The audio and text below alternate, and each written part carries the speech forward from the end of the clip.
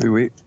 Oui, vous êtes enregistré aussi, hein, donc je vous le préviens, voilà, si vous n'êtes pas d'accord, je sais pas, on enregistre quand même, voilà. Donc du coup, oui, vous voyez mon écran, c'est bon? Oui. Oui, super. Et donc du coup, je vais aller là en plein écran. Et peut-être on récapitule vite fait. Donc la dernière fois, je vous ai montré un peu plus ou moins général comment on programme en C, et comment on fait du debugging en C, et comment on arrive à optimiser son code en C, à profiler le code en C. Voilà. Donc on s'est arrêté à peu près là. Donc ça c'était si on utilise Google Perf Tools, ça vous fait un diagramme comme ça, comment quelle ligne appelle quelle fonction et où vous perdrez en fait vous perdrez en fait le plus du temps, voilà. Donc dans cette logiciel ça sert sur la 408e ligne là en fait, dans la fonction d'Evaluate Network, comme on dit que l'on perdra 36% du temps, et comme ça vous pouvez après optimiser cette ligne là plus ou moins par des outils que je vais vous montrer aujourd'hui en fait. Donc c'est un peu ça. Donc on a fait tout ça. Et donc du coup, commençons aujourd'hui vraiment comment on va optimiser. Donc une des choses qu'on peut faire, c'est comme on dit cette histoire de SIMD. Et donc ce sont des registres en fait où vous faites une manipulation mathématique sur plusieurs données. Voilà, donc c'est ça en fait. Hein. Donc par exemple, cette manipulation mathématique, dans ce cas-là, c'est l'instruction, par exemple, que vous avez dans un processeur Intel, l'instruction AVX-FMA, donc Fused Multiplied Head, hein, c'est pour ça qu'elle s'appelle FMA. Et donc, du coup, vous avez dans ce cas-là 4 flottantes, voilà, que vous multipliez et que vous additionnez en même temps. Hein. Donc, vous avez entre guillemets 4 fois 3 valeurs, voilà, donc 12 valeurs entre guillemets, et que vous traitez simultanément. En fait. Donc vous faites l'opération pour la première ligne en même temps que vous la faites pour la deuxième ligne, et c'est une instruction dans le processeur en fait. Ouais. Voilà. Et la problématique c'est que normalement, ça va pas, comment on dit, si vous programmez tout à fait normalement, même si vous en C, ça va jamais se faire parce qu'en fait, les compilateurs jusqu'à aujourd'hui, même si depuis 20 ans, en fait, on nous raconte qu'ils sont assez intelligents pour faire ça, donc ils savent faire ça juste pour des cas le plus simple, en fait. Ouais. Et donc, si le cas, un tout petit compliqué, il va jamais le faire. Et qu'est-ce qu'ils font normalement? Ils utilisent exactement les mêmes instructions. Ouais. Mais le problème, c'est qu'ils utilisent qu'une ligne dans le truc, en fait. Ouais. Parce qu'ils savent pas faire les choses en parallèle, en fait. Parce que la logique est trop complexe pour garder le flux du programme correctement. Et donc, du coup, il faut le faire à la main. Et aujourd'hui, je vais vous montrer plus ou moins comment on fait ça pour des processeurs Intel. Donc, en fait, vous avez presque tous les processeurs aujourd'hui que vous pouvez acheter n'importe où ils sont, donc même ceux qui sont dans des téléphones mobiles, donc soit AMD, excuse-moi, sur ARM ou sur, comment on dit, sur des autres jeux d'instructions que des jeux d'instructions Intel. Vous avez également ces instructions en fait. Ça fonctionne plus ou moins partout pareil. Sauf que vous avez effectivement pas le même inline instructions que je vais vous montrer aujourd'hui. Hein. Donc, ce que je vais vous montrer aujourd'hui, ça marche que sur Intel, mais en fait, c'est aussi juste pour vous montrer l'idée. Et si vous faites la même chose sur ARM, vous avez l'idée et en fait, vous adaptez très vite aux autres jeux. En fait, vous lisez juste le manuel et les idées sont plus ou moins les mêmes en fait. Ouais. Et donc du coup, ça on a dit. Et donc du coup là, en fait, si vous allez sur ce site web là, en fait, c'est celui-là,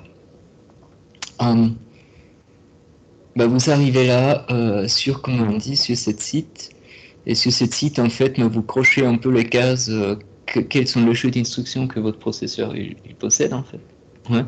Donc c'est Intel, c'est heureusement très bien fait. Hein, donc j'ai programmé pour ARM aussi, c'est un peu plus compliqué parce que vous avez après un fichier PDF où vous avez des instructions et c'est beaucoup plus compliqué à retrouver que là sur ce type web en fait. Et donc du coup, vous avez comment on dit, ces instructions qui sont inline. Donc en fait, vous avez des petites fonctions qui sont directement traduites dans des instructions du processeur. Donc ils sont directement traduites en assembly en fait. et qui appelle comment on dit, l'instruction qu'on a là-haut, en fait, voilà, vous pouvez l'appeler. Si vous tapez dans votre code, c'est effectivement cette, comment on dit, cette petite fonction-là, en fait, qui va faire ça. Ouais. Et donc là, vous voyez dans quelle instruction il va traduire ça, et aussi comment on dit, quelle va être la vitesse à laquelle il va exécuter ça, en fait. Donc vous savez là, latence, ça veut dire, dans ce cas-là, ça prend 4 instructions pour charger l'instruction s'il n'y a pas un. Mais vous avez 0,5 throughput, donc ça veut dire que vous pouvez à chaque cycle finir 2. Ouais. Mais de l'entrée à la pipeline jusqu'à la fin de la pipeline, ça prend 4 en fait. Ouais. Voilà. Mais ça veut dire...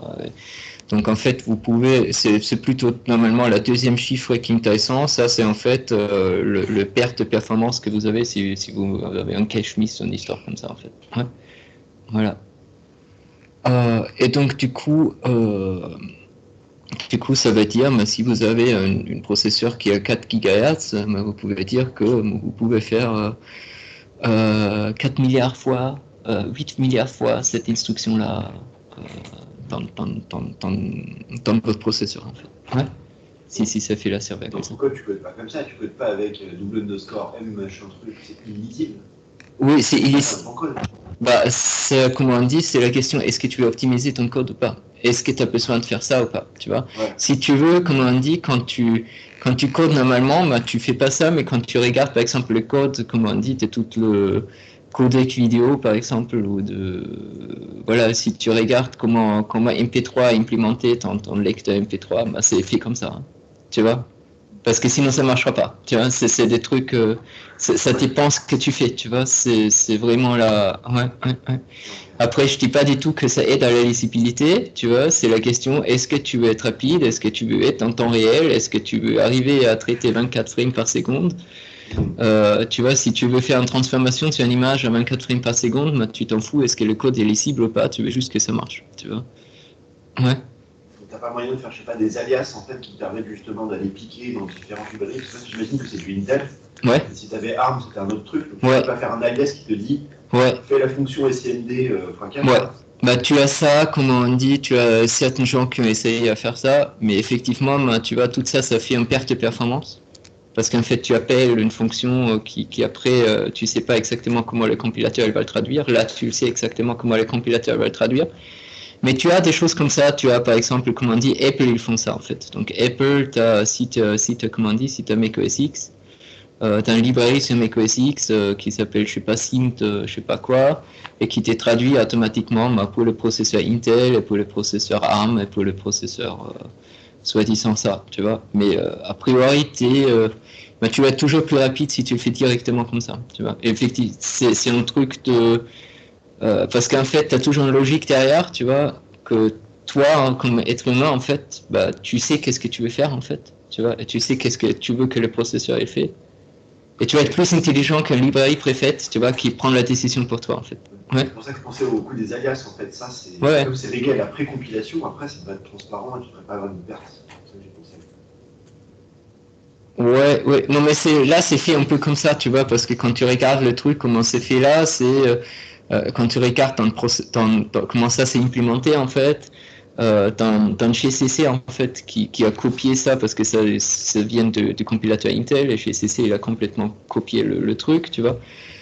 Quand tu regardes comment c'est implémenté, tu vois que c'est static inline, blablabla, et comment on dit, t'as la instruction assembleur qui est derrière après, tu vois. Ouais, voilà.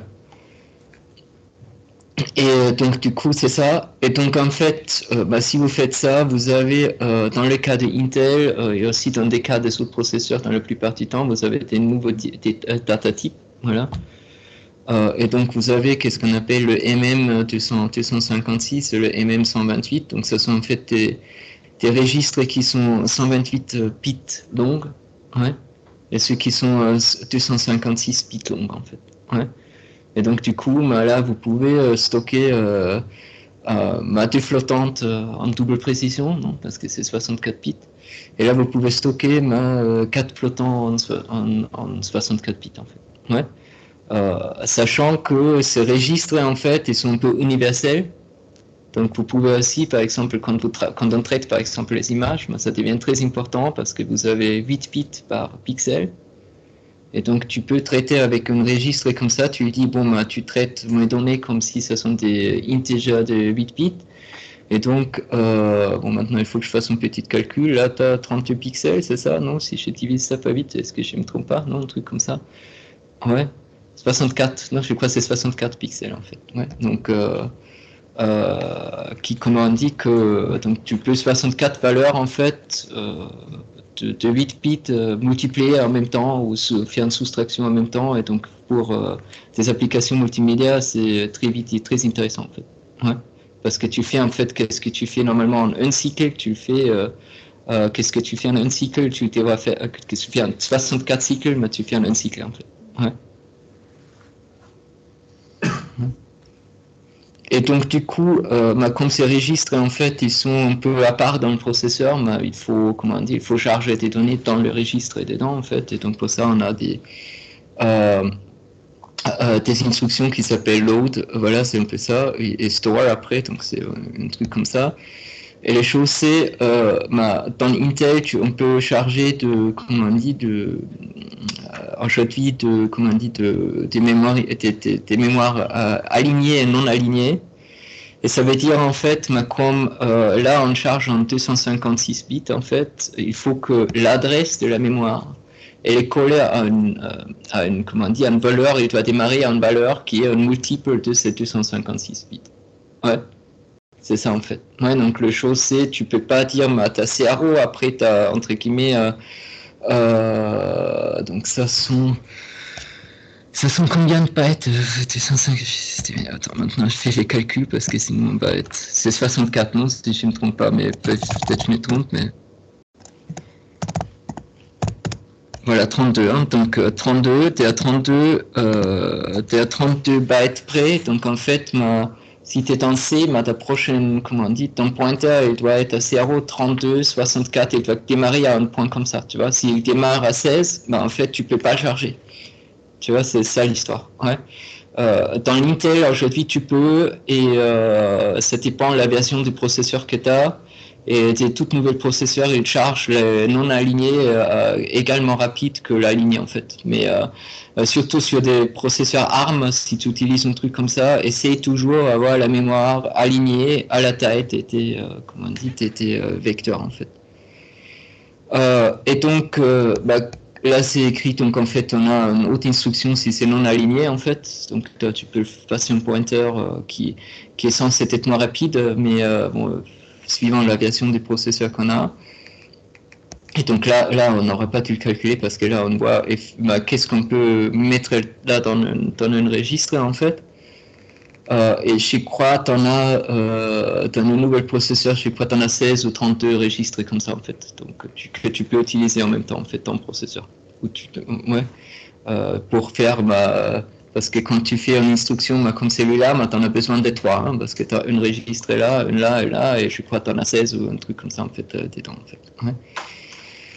Et donc c'est ça, et une fois qu'on a ça, en fait, comment on fait cette histoire d'avoir du mémoire aligné, donc moi j'utilise toujours la fonction POSIX-MemoLine. Je sais que dans C11, un truc comme ça, C2011 en fait, donc dans la version du C, dans le nouveau standard qui est sorti 2011, un truc comme ça, il y a une fonction qui s'appelle malloc-line, un truc comme ça, faut voir dans les mémoires. Sinon, si vous êtes sur un système POSIX, donc c'est tous les systèmes Unix en fait, vous avez, comme on dit, vous avez POSIX-MemoLine et ça marche aussi avec un compilateur mais qui n'est pas C11 compatible, voilà, disons ça comme ça, donc aussi avec des plus anciens.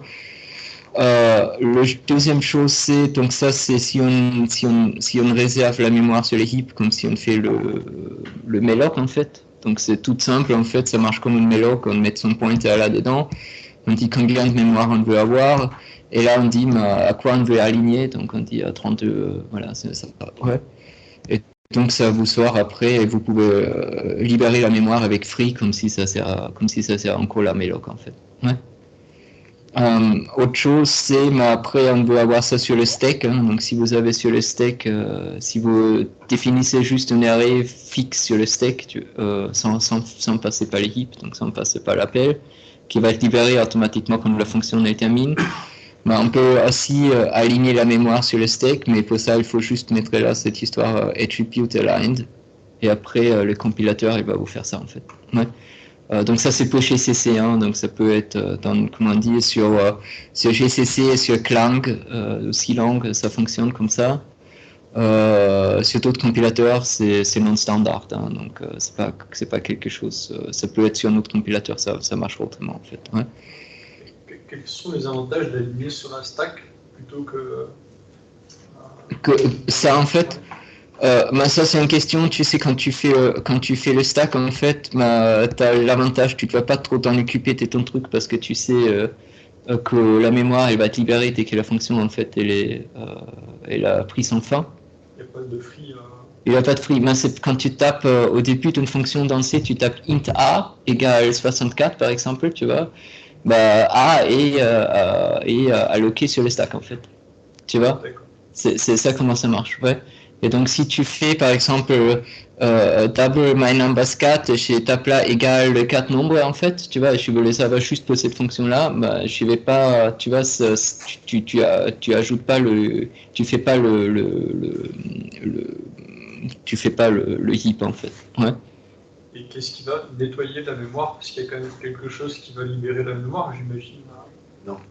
Enfin, c'est jamais libéré, du coup. Enfin, si tu appelles pas free, non. Si tu termines le programme, c'est... si tu veux... Non, quand tu quittes ta fonction, en fait, tu as un pointeur qui est décalé. Ouais. C'est comme si tu oublies ce qu'il y avait. Ça reste là, mais t'es oublié. D'accord, ça reste dedans, mais c'est oublié. Ouais, si tu veux, quand ta fonction, elle est oui, c'est comme oublié, mais si tu veux, tu peux réécrire en dessous, tu vois. C'est pas un truc, tu vois, c'est comme si tu appelles free, en fait, tu vois. C'est pareil, en fait. C'est juste qu'à la fin de la fonction, c'est parti, en fait. Ouais. Ouais. Donc du coup c'est ça, et donc comment on fait après, donc comment on charge un registre. Donc vous avez par exemple le my numbers 4 là en fait, donc vous avez le pointer vers ça, ou vous avez le pointer vers ça, mais après vers le pointer où vous êtes, vous faites load dans ce cas-là, et du coup vous avez 4 à partir de donc 4 valeurs à partir de cette adresse là. Vous l'avez chargé dans le registre sync que vous avez nommé comme ça en fait. Ouais. Voilà, et donc je vais vous montrer un peu dans le code, un peu un exemple qui est peut-être plus facile, pour montrer ça plus facile, comment on peut mettre ça en pratique. Donc ça c'est un code que j'ai écrit il y a quelques années, donc la question c'est, vous avez une séquence génétique, comment c'est le substring problem en fait, hein, comment je retrouve une petite séquence dans la grande séquence là en fait, ouais, une histoire comme ça, ouais. Et donc du coup, par exemple, comment je trouve ACGT là, à quelle position j'aurais ACGT, je sais pas là, j'en ai pas, mais comment je le trouve là-dedans en fait. C'est ça la question en fait qu'on se pose. Ouais. On peut lire 4 par 4 et... Ouais, vous pouvez lire pas 4 par 4, mais si tu veux, c'est pas ça, tu dois t'écaler toujours, tu dois toujours comparer 4 par 4, tu vois. Tu vois, t'es calé à 1 parce que tu es à cette position-là, tu compares ces 3, 4-là, après tu es à cette position-là, tu compares ces 4-là, tu vois. Ouais. Et donc c'est ça la question. Et donc la question c'est, on veut savoir comment ça marche, donc là c'est, ça ne matche pas dans la position 1, non, et après tu décales, et là tu découvres, là ça match, tu vois, c'est ça la question en fait, qu'est-ce que tu veux savoir, tu vois. Ouais. Et donc du coup, voyons un peu comment on peut faire. Donc c'est pas très bien écrit, mais c'est là en fait, ça c'est juste une primitive comment on pourrait faire. Donc la question c'est on se déplace d'une position à l'autre. Voilà, donc on a e-comparisons, effectivement le longueur de la séquence, plus ou moins, jusqu'à peut-être pas tout à fait à la fin, mais tu vois, voilà, c'est ça. Et en fait, tu compares et tu dis, si tu compares là jusqu'à un et colle pas, voilà. Et si un colle pas, tu arrêtes. Et si ils collent tous, tu dis, t'es bien en fait. Ouais.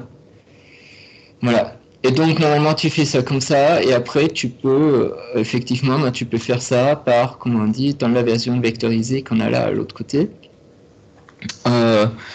Donc en fait, c'est un peu, comment on dit, plus compliqué à gérer parce qu'en fait, tu as effectivement tes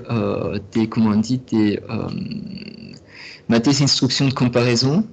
Donc là, j'utilisais pour que c'est le plus compatible en fait les instructions qui ont juste 128 bits. Donc tu peux faire 16 caractères en même temps. Tu peux comparer des mots qui ont 16 caractères et c'est plus rapide que faire la transformée de Fourier et trouver le truc dedans parce qu'en fait, tu passes une fois par la séquence en fait. Ouais. Non, tu comprends pas? Non? T'as la transformée de Fourier, tu peux faire ça, tu vois, pour faire la convolution, plus ou moins, et comparer le truc. Et ça, c'est a priori l'algorithme le plus rapide pour faire ces genres de choses. Mais là, entre guillemets, tu vas être encore plus rapide parce qu'en fait, tu as exactement une instruction à faire. Si ton mot est plus petit que 16, tu vois, par position où tu es, en fait. Okay. Tu vois, c'est ça, en fait. Ouais. Donc, tu peux pas... parce que même si tu fais la transformée de Fourier, tu dois multiplier une fois chaque position et compagnie, et donc tu vas être plus lente que si tu fais ça, en fait. Ouais. Voilà. Transformée de Fourier de quoi? Si tu cherches un mot, donne un mot. Si tu cherches un signal, donne un signal. Tu fais la transférée de deux signaux. Tu fais la multiplication de deux signaux dans l'espace Fourier. Tu fais la transférée de Fourier inverse. Et tu as la convolution de deux signaux et le pic il est exactement là où les deux se chevauchent en fait. C'est quoi la transformée de Fourier d'une séquence de caractères? Tu peux mettre ça en valeur. Et tu peux, c'est une fonction en fait. 1, 2, 3, 4 pour les lettres. Ouais, voilà, c'est ça. Ouais. Et ça marche. Ouais. Ça marche pour faire la convolution. Ouais. Et tu as le pic là, exactement, où le mot se chevauche. Et s'il y a plusieurs choses, plusieurs pics? Ouais. Voilà. Donc tu les trouves tous en même temps et en fait... les grands avantages, c'est n'importe quelle est la taille de ta séquence que tu cherches, ça va être toujours également rapide en fait. C'est la méthode la plus rapide, à part celle-là. Oui, c'est la méthode la plus rapide, entre guillemets, à part si on n'utilise pas ça, oui, disons ça comme ça, oui. Ouais. Et même dans ce cas-là, ça va plus rapide si ton mot est plus grand que la taille du vecteur, tu vois, parce que tu commences très vite à avoir beaucoup d'instructions, parce que tu ne dois pas position, tu dois faire x multiplication, tu vois, ouais. Voilà. Et donc du coup, tu te prépares un peu, tes vecteurs, donc tu fais ça là-haut. Voilà. Et donc du coup, qu'est-ce qu'on fait? Donc on charge. Donc en fait, on a la séquence. Donc là, tu as x comparaison, voilà, que tu fais. Et donc du coup, tu charges par position. Tu vois, la position de la séquence plus i, donc le pointeur. Tu fais le offset par point et tu charges toujours toutes les vecteurs des temps. Donc tu charges toutes les 16 caractères dans le, chaque position dans ton truc. Et après, tu as une instruction des temps qui te fait un end. Voilà, donc j'ai fait ça avec une masque pour si j'ai des caractères si je compare des chaînes qui sont plus petits que 16, tu masques la fin du truc pour avoir des CRO là-bas pour que pour que tu compares pas. Si par exemple tu as juste une chaîne qui a 7 caractères, tu bloques le reste, tu registres en fait. Oui, c'est ça. Et après, tu fais la comparaison. Et la comparaison, et puis 8, ça veut dire tu fais la comparaison pour des integers qui ont 8 bits. Voilà, donc caractère par caractère, parce qu'un caractère, c'est un 8 bit en fait. Voilà, ouais. Et donc du coup, tu auras, tes FF, donc tu auras 256 là où ça compare, et CRO là où ça compare pas en fait. Ouais. Dans le registré après, ouais, dans la fin. Et ça, après, tu peux, avec cette move mask, tu peux convertir ça dans une integer qui te dit combien sont corrects. Et là, je veux avoir que tout colle en fait. Et à cause de la masque, je sais que tout va soit tout colle pas en fait. Ouais. Et si tout colle, reçoit là le valeur, tu peux le précalculer si tu regardes comment cette instruction elle fonctionne. Et je crois que je l'ai mis là-haut. Donc c'est ça en fait. Donc si tout est correct, ça va me traduire ça en cette valeur-là. Ouais. Et si c'est ça, j'ajoute ça et j'essaie, j'ai telle fois trouver la séquence dans ma séquence en fait. Ouais. C'est comme ça comment ça marche. Ouais. Est-ce qu'il y a moyen de, par exemple, de paralléliser ce code? Parce que là, si je comprends bien, ça reste séquentiel. Enfin, du coup, c'est sur un seul cœur que ça va. Ouais, ça on va voir après. Donc tu peux faire ça après sur plusieurs cœurs. Ça c'est sur un cœur parallélisé entre guillemets dans le registre de ton cœur, tu vois. Ouais. Et après tu peux faire ça sur plusieurs cœurs. C'est pourquoi je disais, si tu fais tout ce qu'on fait là, tu peux avoir un speed up de 500% parce que tu fais un speed up de 8 à cause de ça. Après tu fais 8 x 8 parce que tu fais 8 cœurs. Et après tu fais plusieurs nœuds. Voilà donc. Voilà. J'ai pas compris, le masque il masque que la séquence qu'on cherche. Oui, non, le masque, il masque, attends. La fin du vecteur, tu sais, parce qu'en fait, quand tu fais la charge, ça charge toujours, comment on dit, 16 dedans. Oui. Ouais. Mais si, par exemple, tu compares que 7 x 7, tu vois, tu mets tes cerveaux à la fin. L'autre registre, il est plein, lui, celui qui a la séquence. Oui, lui il est plein et l'autre il est, comment on dit, l'autre il faut le masquer le 2 parce que sinon tu as tes valeurs aléatoires dedans, tu vois. C'est des deux qu'on masque. Dans l'autre tu sais déjà qu'est-ce que tu mets dedans, donc tu le fais une fois, tu vois, donc tu as juste une fois mettre la séquence, tu utilises toujours le même registre pour la comparaison en fait. Ouais. Ouais. Et donc pour la séquence, tu dois. Ça rentre pas dans 256. Non, mais le show. Complète, elle est plus grande. Oui, non, mais attends. Tu as celui-là, elle rentre dedans. Oui. Ouais, parce que ça, sinon, l'algorithme, il n'a pas de sens, tu vois, sinon tu fais la transfert de ouais. Celui-là, elle rentre pas dedans, mais en fait, pour celui-là, si tu sais, celui-là, elle a 5, tu vois, là, il va charger tout ça, tu vois. Et ça, en fait, là, tu as un registre qui a ça, mais qui a là des CRO derrière, parce que parce que ton registre est 16, tu vois. Et donc là, il va télécharger 16, et donc tu masques le dernier pour qu'il soit CRO aussi. Pour que la comparaison, en fait, elle est parfaite. Tu vois? Ok? Et après, tu décales. Ouais, et après, tu décales, tu masques, tu vois? Ouais. Voilà. Okay. Voilà. Et comme ça, tu compares le 16 en même temps. Et tu te rends compte avec ça, quand je faisais ça, comparé à un code comme ça, en fait, j'avais là un speed up de, je sais pas, autour de 8, un truc comme ça, en fait. Ouais. Faut faire ça, ouais. Donc c'est ça. Donc on a ça. Et donc, maintenant, justement, la question que tu as posée, tu as vectorisé ton code, mais il tourne sur un cœur, en fait. Ouais. Et donc, pareil, presque tous les ordinateurs qu'on a, presque tous les processeurs qu'on a aujourd'hui sont des multicœurs. Donc, tourner un code sur un cœur aujourd'hui, c'est un peu, ça n'a pas beaucoup de sens.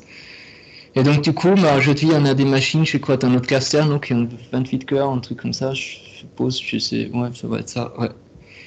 Et donc, si on peut prendre l'avantage de tout ça, il faut que, comment on dit, qu'on écrit qu'est-ce qu'on appelle du code parallèle. Et donc, l'API, c'est quoi la plus utilisée, je dirais la plus utilisée, disons ça, dans l'espace Unix, disons ça comme ça, si on évite, si on met Windows à côté, je ne sais pas exactement, vous avez POSIX-Threads, donc pthread API en fait, qui fait ça, qui date des années 90, le début des années 90. Et donc en fait, comment ça fonctionne? Donc en fait, c'est implémenté en hardware d'ailleurs aussi, hein, donc c'est pas, comment on dit, c'est dans le processeur que c'est implémenté, après il y a l'API derrière qui vous permet à faire tout ça. Et donc en fait, ce sont des schémas de code, disons ça, qui sont indépendantes, qui peuvent être exécutés sur des cœurs différents dans notre nouvelle architecture. Ça, c'était longtemps inventé avant le multicœur, c'était parce qu'on avait des systèmes qui étaient multitâches, Et la chose, c'est en fait pour garder l'interface, quand vous avez présenté une interface à l'utilisateur, en fait, vous avez lancé un thread derrière, comme ça l'interface elle restait responsive en fait. Ouais. Donc c'était à peu près ça pourquoi c'était inventé en fait au début. Hein. Et après, on a découvert quand on fait du multicœur, c'est encore plus intéressant parce que vous pouvez mettre, comme on dit, des threads sur des différents cœurs. Et donc, et vous pouvez, comme on dit, donc en fait, le grand truc, c'est tout ça, ça se passe dans les mêmes espaces mémoire. Donc en fait, un pointer dans tous vos schémas de code indépendants, il aura la même adresse, et s'il lit à la même adresse, il s'accède à la même mémoire, en fait. Voilà, c'est ça. Qui normalement n'est pas le cas, parce que vous avez dans un système Unix, process isolation, donc vous ne pouvez pas, dans un processus, lire sans, comment on dit, sans ouvrir un fichier, je sais pas, des sémaphores ou autre chose, avoir une communication interprocess comme telle, en fait. Ouais. Et donc, voilà, donc ils peuvent simultanément, donc tous les threads d'un process peuvent simultanément lire de la même position de mémoire ou écrire aux mêmes positions de mémoire. Effectivement, ça peut causer des problèmes parce que si deux ils s'écrivent au même endroit en même temps, qui va être celui qui va gagner? Si un lit pendant que l'autre il écrit, ça peut être qu'il lit que la moitié de chiffres, l'autre moitié de chiffres après de notre valeur, donc ça peut carrément faire du n'importe quoi. Et donc, moi je vais vous montrer là, comment on dit, le plein de trucs qu'on peut faire, et là je vais vous montrer qu'est-ce qu'on utilise le plus souvent, qu'est-ce qui s'appelle les mutex ou les mutual exclusions en fait. Ouais. Donc on peut dire, si tu arrives là, tu n'as qu'un process qui peut rentrer dans cette partie de code pendant que les autres ils font autre chose, mais pour cette partie-là, il faut qu'il y ait toujours que un, voilà, disons ça comme ça. Ouais. Et donc en pratique, comment ça se fait? Donc il faut, on inclut cette header-là en fait pour avoir toutes les instructions qui sont là. Dans GCC, vous compilez avec juste moi pthread, voilà, donc il n'y a pas moi l thread, même si ça existe dans d'autres, si on utilise d'autres compilateurs, donc là vous faites juste moi pthread, c'était un marché. Voilà. Et donc du coup, comme je disais, vous accédez à la mémoire en même temps, et donc du coup vous avez besoin de qu'est-ce qu'on appelle, vous vous rendrez très vite compte que vous avez besoin de ces mutual exclusions qui vous disent en fait, là il n'y a qu'un process qui peut accéder, et si l'autre veut accéder aussi, il doit attendre jusqu'à l'autre il a fini son truc en fait. Ouais. Qui n'est pas forcément un problème parce que la plupart du temps, de toute façon l'autre process il fait tellement autre chose jusqu'à il arrive là, en même temps que ça pose presque jamais un problème d'exécution si on fait ça à peu près logique et si on ne l'utilise pas trop, voilà, disons ça comme ça. Et donc en pratique, comme je dis, vous avez un process, comme on dit, qui a un thread, et donc celui-là, il fait, dans ce cas-là, vous avez une call qui s'appelle pthread create, où normalement là, comme argument, vous avez une fonction que vous avez écrite, et qui va dire, vous appelez cette fonction, et cette fonction, elle va tourner en parallèle, jusqu'à vous faites pthread join, et donc en fait là, cette procédé qui est là, en fait, il va attendre, jusqu'à celui-là, il a fini son histoire, et après, vous continuez, en fait. Ouais. Et donc, ça, vous pouvez faire là, par exemple, comme on dit, si vous avez 32 cœurs, vous faites là pthread create 30 fois, et vous avez 32 procédés en parallèle qui tournent, en fait. Ouais. Voilà. Et donc, dans vos threads, effectivement, vous pouvez avoir du code SIMD et ça tourne en parallèle du code SIMD sur plusieurs cœurs, en fait. Ouais. Et donc, effectivement, qu'est-ce qu'il faut savoir en pratique, la création d'un thread, ça coûte. Donc, c'est pas instantanément. Hein. Donc, c'est mieux qu'on créer des threads et qu'on garde ces threads tournantes que fermer des threads, réouvrir des threads, fermer des threads, réouvrir des threads. Voilà, c'est ça en fait. Hein.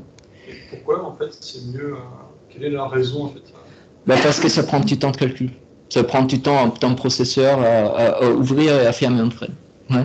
Et ça dépend aussi du système d'exploitation. Donc macOS X, elle avait Comment on dit, je crois qu'ils ont maintenant chéri un peu le truc, mais au début, Mac OS X, il avait des grands problèmes à faire des peace threads en fait, parce qu'ils ont implémenté ça dans, comment on dit, sur 3 API. Donc en fait, ils ont implémenté peace threads dans leur API Cocoa, et Cocoa, elle faisait appel à Mars Threads derrière, qui est une autre API que peace threads, qui vient de, comment on dit, qui vient du NuoMar, oui. Et du coup, en fait, ça a appelé 3 fonctions. Et finalement, quand tu as fait MySQL qui crée un thread, je crois, par, comment on dit, par requête, tu vois, c'était 4 fois plus lente que Linux. Ils ont découvert ça, tu vois, à cause de la truc qu'une création de thread sur ce système d'exploitation à l'époque durait tellement longtemps. En fait. Ouais. Mais si le mieux c'était l'éviter. Si tu veux vraiment avoir du code performant, ou si tu es dans la haute performance, tu crées tes threads en nombre que tu en as, et tu t'es boué pour que tu arrives en tournant avec le thread, on les cartes en vivant, à faire ce que tu veux faire en fait. Ouais. C'est une sorte de worker. Ouais. Voilà. Et donc du coup tu peux faire des joins sans les fermer, c'est ça? Le join c'est les fermer, oui. Donc le join, si tu veux, ça veut juste dire celui-là, il va attendre jusqu'à celui-là, il a fini son truc. Tu vois? Et donc du coup, voilà, tu peux, c'est ça, ouais. Et donc après, tu as cette histoire des mutex, voilà, donc c'est justement, il faut aussi faire attention avec les mutex, qu'est-ce qui peut arriver, comment on dit, donc tu rentres dedans et donc tu bloques le thread. Et donc en fait, si tu fais ça très idiote, ça peut arriver, mais comment on dit, tu t'arrêtes ton propre programme, parce qu'en fait, si un il attend l'autre et l'autre il attend l'autre, tu vois, du coup, tout le monde attend tout le monde et finalement, plus personne bouge, tu vois, c'est ça en fait, donc faut réfléchir un peu. Donc il y a ça. Et donc comment ça marche en pratique? Donc là, on a, comment on dit, on a une fonction qui fait ça. Et donc du coup, ce qui est, il faut avoir, comment on dit, il faut pour chaque thread, il faut avoir une structure thread en fait, qu'on doit alloquer dans la mémoire. Ouais.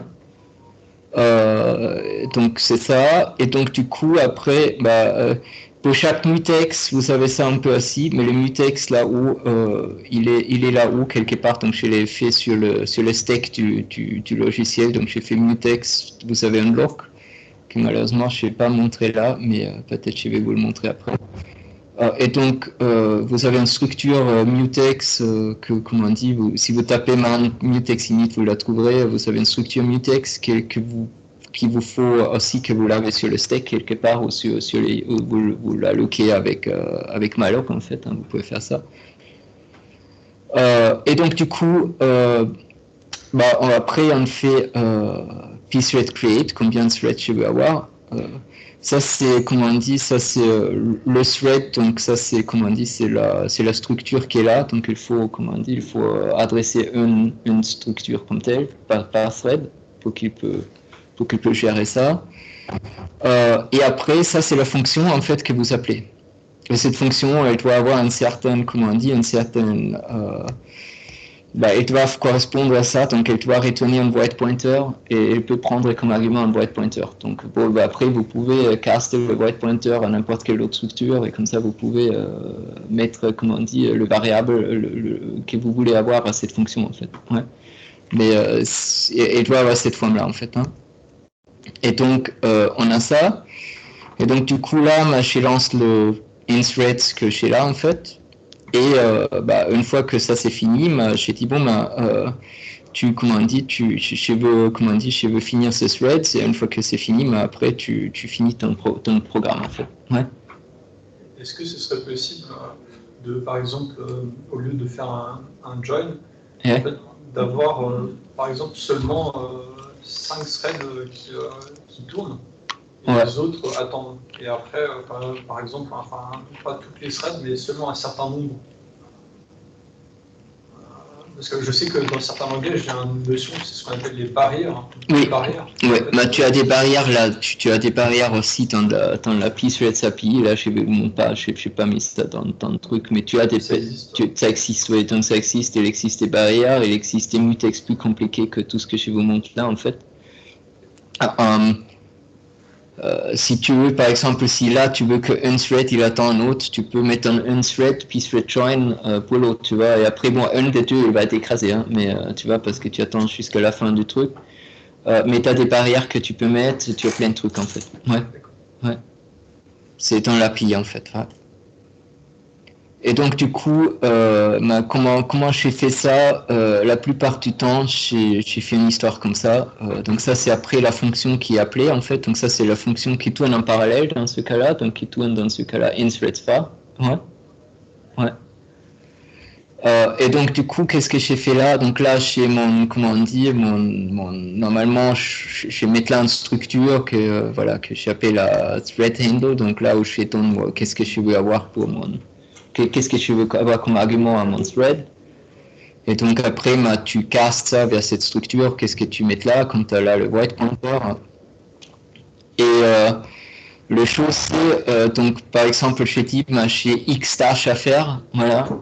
Et pour ça, j'utilise cet incrémenteur, en fait, qui est, comme on dit, qui est un pointer vers une valeur qui est pour chaque thread pareil. Et j'ai dit, écoute, vous 8 threads, vous faites, je sais pas, le demi-tâche que j'ai à faire. Et toujours quand il a fini le tâche, mais il augmente le valeur là-dedans, jusqu'à il tombe à 10 000 et après il arrête. Tu vois, c'est ça l'idée en fait. C'est un peu comme une sémaphore. Ouais, c'est pas un sémaphore, c'est juste la même mémoire. Et donc là, c'est aussi pour vous montrer l'utilisation du mutex. Donc en fait, quand il rentre dedans, en fait, tu dis mutex lock. Et donc, pendant que un thread il est dans cette partie du code, aucun autre thread peut rentrer dans cette partie du code. Ouais. Mais ça ne veut pas dire que l'autre thread il peut pas travailler là en fait. Tu vois, qui est quand même chouette d'une certaine manière. Ouais. Voilà. Et donc du coup, tout va toujours tourner parce que ça coûte 3 fois rien, c'est incrémenter une valeur quelque part. Ouais. Et ça, ce qui coûte, de toute façon, c'est là-bas. Et donc, du coup, pendant que le thread il tourne là, tu vois, ils vont se décaler, qu'ils arrivent tous à la même position là, c'est presque improbable. Et donc, du coup, ça perd pas de performance. Et donc, et une fois qu'il a incrémenté, il ouvre la serrure, si tu veux, donc il dit, bon, maintenant, l'autre, elle peut arriver, elle peut incrémenter s'il passe par cette code-là, en fait. Ouais. Voilà. Et c'est aussi une bonne méthode, c'est la méthode que moi, j'utilise assez courant, parce que si tu as 1000 tâches, et tu sais, tu n'as que 16 threads, tu vois, tu lances tes 16 threads, tu finis toutes tes tâches, tu incrémentes jusqu'à tu as fini toutes les tâches, tu vois. Et comme ça, tu n'as pas à récréer des threads et fermer tes threads et réouvrir des threads ou faire des barrières ou faire des trucs très compliqués en fait. Ouais, voilà. Après, ça dépend effectivement de qu'est-ce que tu veux faire. Est-ce que ton code il est parallélisible comme tel ou est-ce que... Ouais, voilà. Ouais.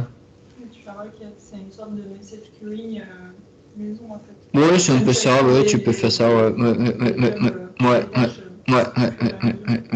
De toute façon, ils s'écrivent tous dans la même mémoire, hein, donc il faut juste que là, la position elle va être ailleurs quelque part dans la mémoire que l'autre, tu vois. S'ils s'écrivent dans la même position, c'est ça où tu peux avoir des problèmes. Quand tu lis de la même position, tu as a priori, à moins dans des processeurs Intel, tu n'as pas un problème. Dans d'autres processeurs, tu peux avoir un problème avec ça aussi. Donc tu devras faire un mutex si tu lis de temps en temps. Dans des processeurs Intel, ça pose pas de problème. Mais si tu écris à la même position, il faut toujours faire un mutex en fait. Ouais. Parce qu'en fait, le EI, c'est la mémoire de la thread en fait, qui est élevée. Donc chaque thread a un agent space différent dans la mémoire. Attends, ça c'est là. Le EI. Non, ils sont les mêmes space là, non, c'est ça? Faut que je réfléchisse. Qu'est-ce que j'ai fait en fait? Qu'est-ce que j'ai fait là? Là, je projette. Et donc, j'ai le I, ensamples, comment ça se passe? Position. Oui, peut-être parce que ça, c'est fait là. Hein, donc, ça, c'est là à l'entrée. EI. Je prends le EI de là. Non, ça, c'est le même. C'est le même. Donc, ça reste le même pointer là-dedans. Le EI reste le même. Hein. Mais le II, je les lis en fait. Ce qui est intéressant, c'est ça en fait. Tu vois, si là, la position était vraie, différente en fait. Je sais plus, hein, voilà, je suis désolé, faudrait que je vois qu'est-ce que j'ai fait là vraiment, mais c'était juste un exemple pour vous montrer comment ça fonctionne à peu près. Ouais. Salut. Voilà. Et donc, la prochaine étape, c'est j'ai plus qu'une machine dans mon cluster. Donc, tu n'as pas que, comment on dit, donc tu as plusieurs machines. Et donc, les questions. Encore. Voilà. Et donc, maintenant, tu as parallélisé sur tes cœurs. Maintenant, tu as parallélisé, parce que là, en fait, si tu as le truc bien fait, évidemment, tu as là mis tes instructions simples, là, en fait, tu vois, comme avec le MM là-dedans, tu peux faire ça, il n'y a aucun souci, hein, tu vois. Ouais. Donc du coup, la grande question c'est comment je fais ça maintenant, comment maintenant je parallélise mon code sur plusieurs clusters, sur plusieurs nœuds en fait. Ouais. Et donc, bon, je vais juste vous montrer un peu comment on pourrait faire, c'est pas, comment on dit, juste pour vous montrer que ça existe. Donc, normalement, il y a dans la plupart des clusters, ou dans plus ou moins tout ce que j'utilise, il y a une librairie qui s'appelle MPI. Il y a plusieurs variantes de cette librairie, c'est la même API, mais normalement vous avez OpenMPI si vous voulez installer ça sur votre machine qui est open source, mais normalement le fournisseur du cluster, donc si tu achètes un cluster HTI, il va te fournir la librairie MPI de HTI avec son cluster qui devrait être optimisé à leur réseau derrière, une histoire comme ça. Ouais, parce que ça dépend évidemment de la connexion interne, comment bien ça fonctionne en fait. Ouais. Message Passing Interface, donc c'est en fait une interface pour envoyer des parties de mémoire entre des nœuds, et c'est là où tout coince, parce qu'en fait pour faire ça, dans la plupart du temps, si on veut qu'un process il communique quand même avec l'autre, il faut quand même avoir le réseau derrière pour gérer ça. Donc si on n'a pas InfiniBand ou un truc comme ça, arrêtez le truc parce que ça n'a pas de sens. Hein. Sauf si vous faites vraiment, si vous faites du parallèle toute bête, vous faites calculer, je sais pas, du rendu d'image, là vous pouvez faire ça, mais si on fait la dynamique moléculaire ou la dynamique fluide, tu peux savoir que, comment on dit, tu décomposes ta boîte et tu veux avoir la côté du vent qui rentre là, deux boîtes dans l'autre, tu veux communiquer ça entre les nœuds, si tu n'as pas d'infiniband, ça marche pas en fait. Ouais, parce que sinon tu n'as pas d'assez de latence, tu vois, si tu fais ça via Ethernet, c'est perdu plus ou moins. Ouais. Donc c'est ça, et donc tu peux effectivement comment cette histoire elle fonctionne, c'est un peu antique, donc tu lances en fait, donc tu écris un code et dans ton code c'est pire que comment on dit que cette histoire là. Dans ton code en fait plusieurs parts, donc plus ou moins tu écris un if je suis la première nœud, j'ai fait ça, et si je suis la deuxième nœud, j'ai fait ça. Voilà, c'est un peu ça, comment ça fonctionne. Ouais. Et donc du coup, il lance le même binaire sur toutes les nœuds, où le suivant, où la librairie, elle va attribuer un ID à chaque binaire qu'il lance, et après ils peuvent communiquer entre eux. Voilà, c'est ça. Et via l'ID, tu décides comment dans le pass du binaire en fait il va se lancer en fait. Ouais. Et donc comment ça fonctionne? Donc en fait, si tu programmes un truc comme ça, donc tu inclus MPI, et donc tu as le rank et la size. Attends, comment ça fonctionne là en détail?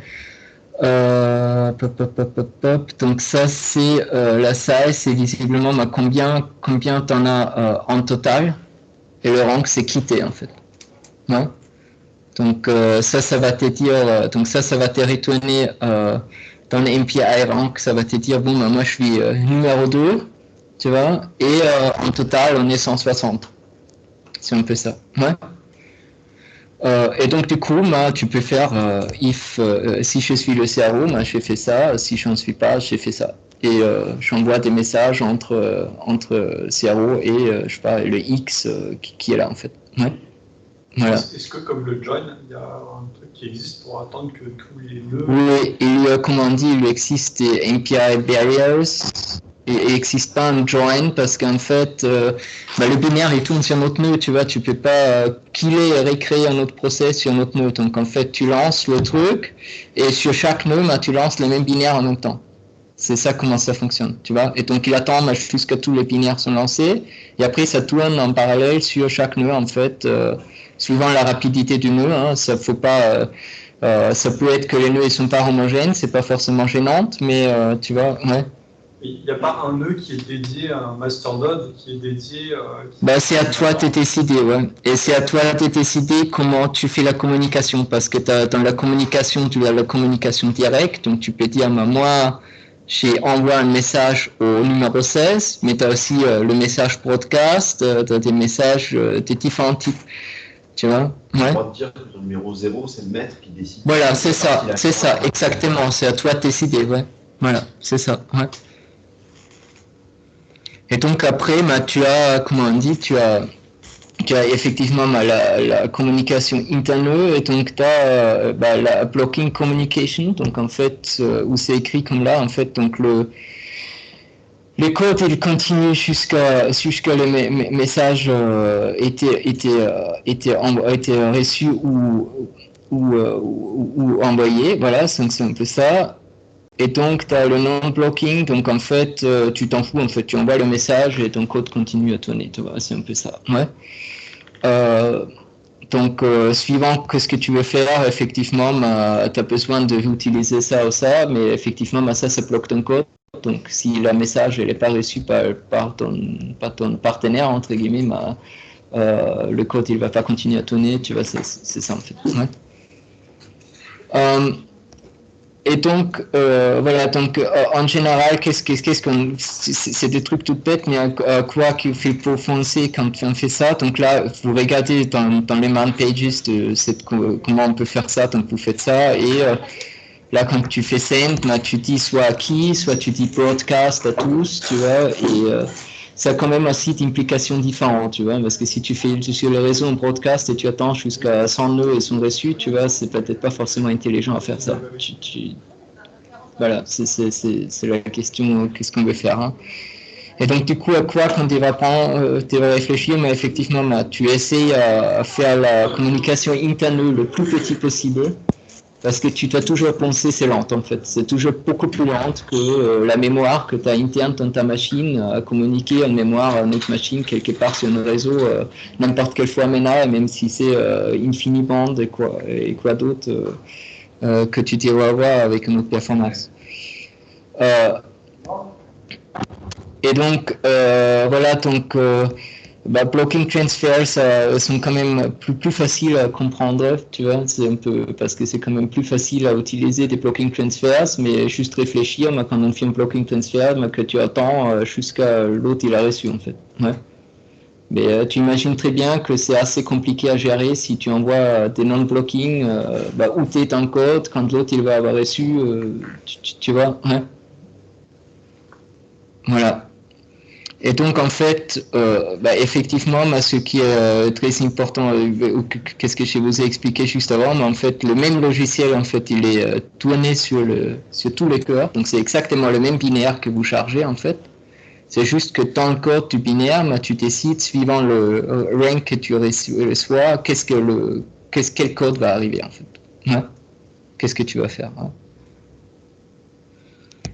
Et donc, effectivement, ce qui est très important de ça, c'est avoir, comment on dit, soit on n'en a pas, c'est ça aussi, une petite idée, on fait un truc sans communication, mais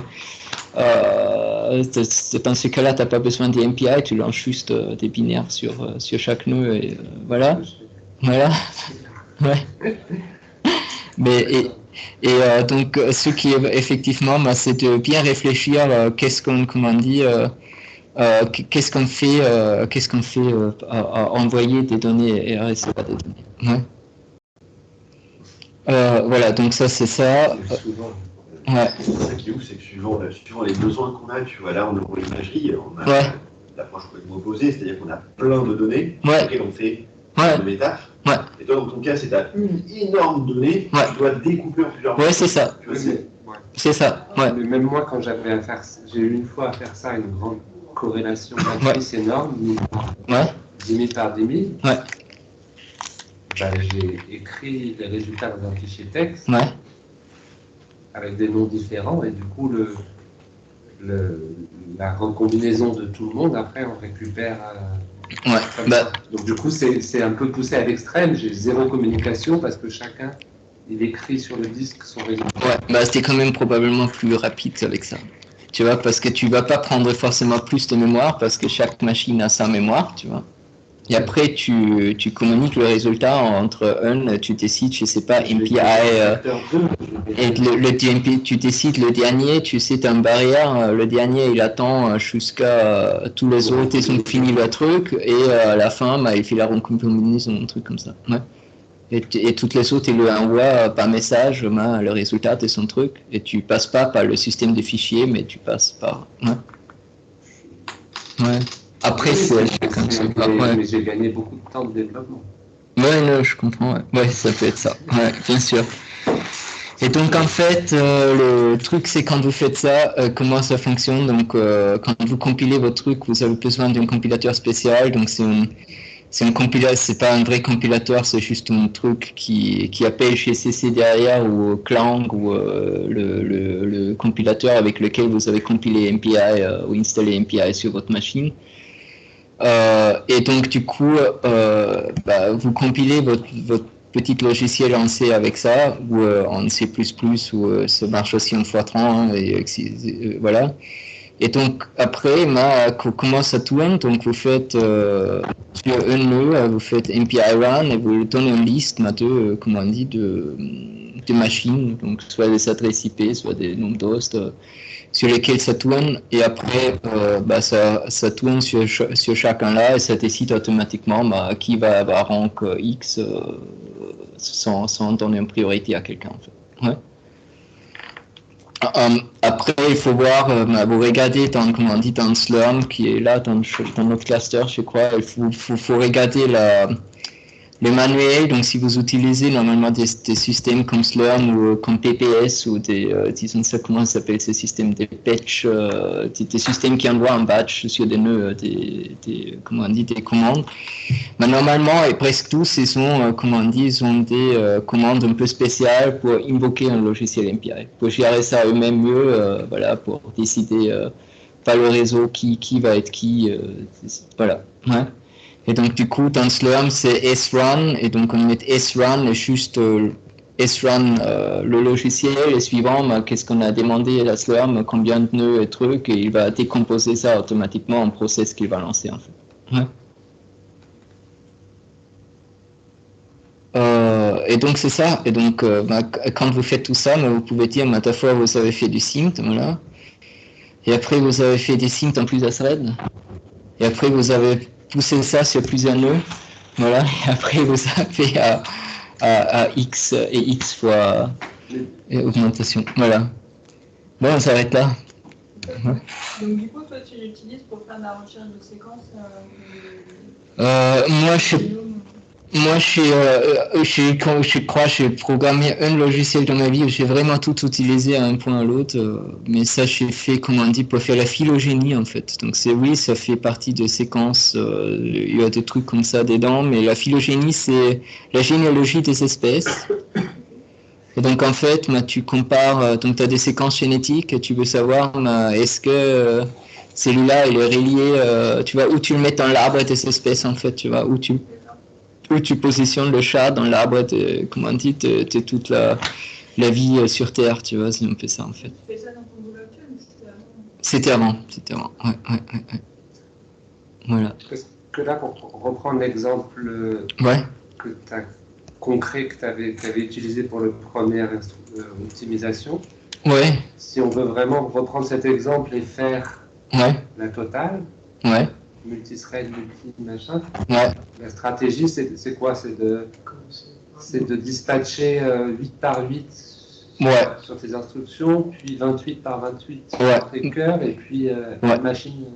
Déjà, il faut se rendre compte, est-ce que cette séquence-là, elle est assez longue pour faire tout ça? Parce que si tu veux, la question c'est si tu vas lancer un truc MPI, ça prendre quand même du temps, tu vois. C'est pas un truc, lancer 20 machines, tu vois, ça va quand même prendre peut-être même une seconde, tu vois, si tu tapes slurm ton truc jusqu'à il a exécuté sur chaque nœud, comment on dit, ton fichier binaire et jusqu'à ils sont tous synchronisés, tu vois. Mais la question, c'est plus que tu as vraiment besoin de tout coder comment tu divises. Bah, lui a des logiciels qui font tout ça. Surtout dans la dynamique de fluide, dans la dynamique moléculaire, tu as des logiciels qui, comme on dit, qui font tout de A à Z en fait. Donc ils font vraiment, comme je vais vous montrer là, qui font des syncs par thread et qui font après, comment on dit, qui distribuent ça sur plusieurs nodes. C'est pas les mêmes parties de code qui sont réparties. Si c'est la même partie, dans GROMEX par exemple, comme on dit, je peux te dire l'interaction électrostatique entre. Donc en fait, en boîte, c'est la dynamique moléculaire, dans une boîte de, comment on dit, d'atomes. Et l'interaction électrostatique entre atome, donc cet atome est chargé et cet atome est chargé, c'est distribué donc ça se fait en calcul synth, distribué sur des nœuds et gère une liste de voisins pour que ceux qui sont assez loin à l'autre, que ça n'interagit pas. Donc c'est la même opération qui est distribuée à tous les niveaux. À tous les niveaux, ouais. Mais tu as aussi 200 000 atomes fois 200 000 atomes, tu vois, donc tu arrives à faire ça, tu vois, si tu fais ça pour 16, ça n'a pas de sens, tu vois, il faut toujours... Et l'autre étape après, en fait, c'est de passer aussi sur GPU. Oui, on n'a pas fait. Mais tu peux, par exemple, faire du GPU et faire du GPU via MPI, ça se fait assez couramment, en fait, tu vois, parce que tu as plusieurs nœuds GPU. Et donc, tu utilises ton API que tu appelles la GPU OpenCL ou CUDA et tu distribues tes tâches avec MPI. Là, même intuitivement, tu vois, les parties SIMD, comme tu vois que c'est bloqué avec des tailles de registre, le nom d'instruction, il est bloqué par ces tailles-là. Et le principe du GPU, c'est que normalement, tu as des blocs de taille. Ouais, je sais, Non, mais je sais très bien. Bah, le GPU, on n'a pas fait, mais on aurait pu faire aussi, mais c'est pas partie du programme, voilà.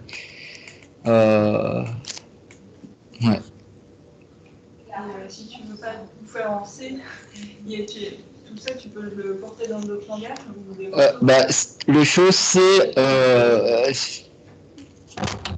on a en parlé la dernière fois, le problème, c'est un peu, si tu veux, comment on dit, tout ça, comment on dit, c'était développé en C, donc MPI était développé en Fortran d'abord, après, on portait dans C, où c'est juste, tu sais, Fortran, C, en fait, c'est le même type d'appel fonction, il faut juste que tu appelles ta fonction correctement, et donc ils sont fait en chim pour que ça marche dans C après, une histoire comme ça. Comment on dit, comment je peux dire, la pthread API, elle était, elle était programmée en C, mais si tu veux, dans plein d'autres langages, mais ils s'appellent à ça pour leurs trucs qui sont implémentés dans leurs trucs, en fait. Donc, si tu programmes en C#, par exemple, même si c'est une machine virtuelle, tu peux faire du multithreading et ça utilise pthreads derrière quelque part dans sa machine virtuelle, en fait. C'est un peu ça. Mais tu as effectivement, tu as des bindings pour Python, pour je sais pas quoi, qui font appel à ça, en fait. Mais ça reste toujours ça derrière, quelque part. C'est un peu ça, Il y a une logique de thread dans Python native. Il y a multiple. Du coup, qui est natif, qui n'est pas en... Qui appelle pthread derrière. Je regarde. Qui n'a pas pthread derrière, donc il fait fork ou je sais pas. Qu'est-ce qu'ils font alors? Je sais pas. Je pensais que c'était pthread derrière, parce que ça avait un peu les mêmes. Ah oui, d'accord, non, c'est ça, ouais, ça peut être ça. Ouais, c'est ça, ouais. Non, mais c'est ça, Ça ne m'étonne pas. Ça m'étonne. Le SIMD, j'imagine en fait que c'est implémenté typiquement dans NumPy, tu vois. Si tu veux, NumPy, de toute façon, c'est... NumPy, si tu veux, c'est des vieux...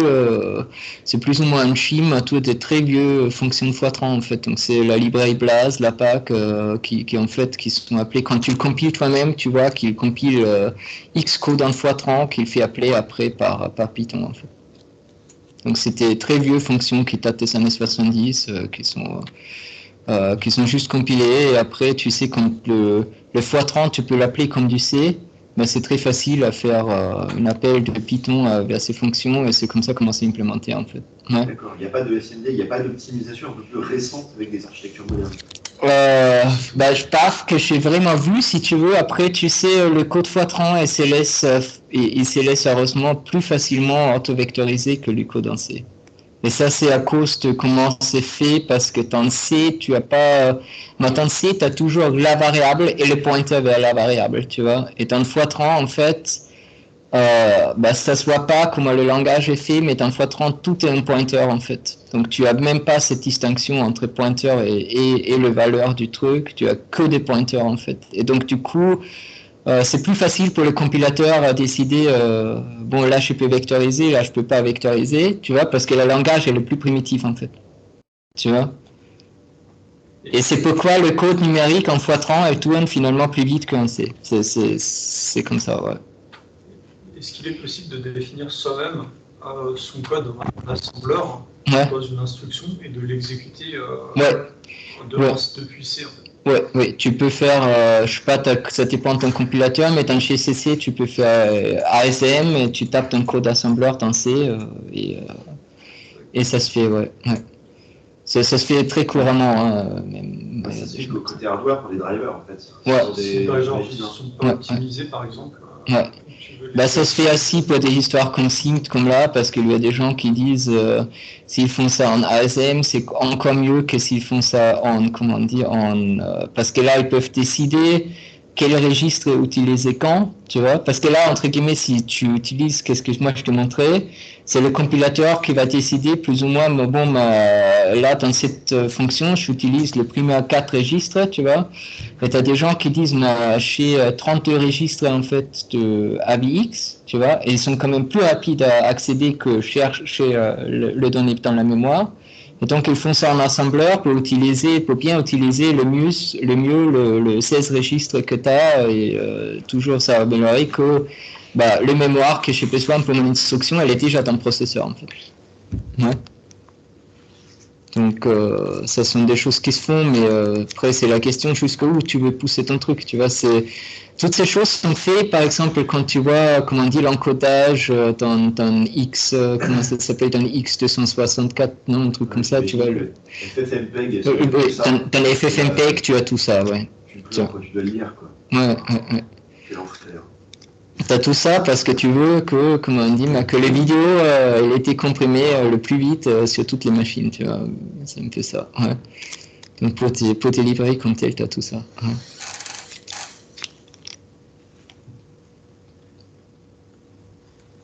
Ah, c'est comme ça qu'on est écolo, les gars. Oui, c'est un peu ça, ouais. La problématique, c'est, je crois, on est parti de ça, mais on va y revenir parce que le problème, c'est surtout ce que j'ai dit la dernière fois, que j'ai l'impression que la vitesse des processeurs, elle augmente plus. Et tu vas plus y arriver, et que la mécanique quantique ou l'ordinateur quantique, il va les remplacer, ça va pas se faire demain, et donc du coup, il va falloir optimiser du code pour avoir un avantage, c'est un peu ça. Hein. Tu vois, la question, c'est toujours la même ce que tu disais, en fait, c'est est-ce que ça vaut le coup d'investir du temps pour non, c'est ça. à fond? Non, mais bien sûr. Ouais. Ça dépend de bien la sûr. situation, ouais, c'est une grande question, ouais. Ça dépend ce que tu veux faire. Si tu fais un codec vidéo, visiblement, ça vaut le coup. Si tu fais, Si tu fais autre chose, c'est toujours la question ce que tu veux vraiment faire. Ouais. C'est-à-dire que le cluster, il rend assez facile. Il nous rend moins dépendants de ça quand même. Je peux pas te dire, tu vois, la question c'est toujours, ça coûte quand même de l'énergie, tu vois, parce que si tu as, comment on dit, moi j'ai réfléchi à ça de temps en temps, tu sais, j'ai fait la dynamique moléculaire par exemple, où tu as tes logiciels qui font tout ça, tu vois, et comme Lou dit avec tes GPU, donc tu as un cluster, voilà, tu fais tourner ton logiciel, ça tourne 3 jours sur 8 nœuds qui ont 4 GPU, tu vois. Et donc tu dis, 4 GPU, tu as un nœud, elle tourne en fond, ça veut dire elle prend 1000 watts, tu vois, donc tu as 5000 watts pendant une semaine que tu brûles. C'est comme si tu as, 5 radiateurs pour chauffer ton pièce que tu tournes en même temps quand même, tu vois, c'est pas inondant. Hein.